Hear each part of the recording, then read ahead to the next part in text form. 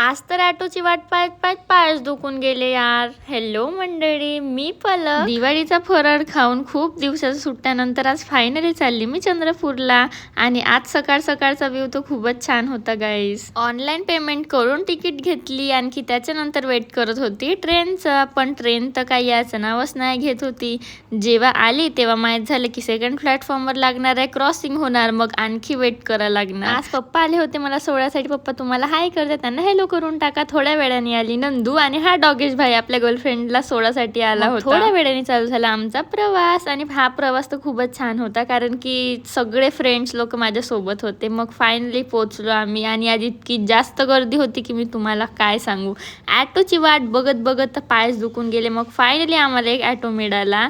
आणि मग त्यांनी घरी गेल्यानंतर सायंकाळी आले होते फ्रेंड्स लोक. आणि क्रिशनी पास्ता बनवला होता, खूपच छान होता. मग आम्ही थोड्या वेळ एन्जॉयमेंट केला, खूप मज्जा आली ते तर. आणखी त्याच्यानंतर निघालो सरांची गाडी घेऊन मार्केटमध्ये. आणखी जेव्हा आम्ही 3 काम बिघाड राहते त्या दिवशी मार्केटला तर खूपच जास्त मजा येते.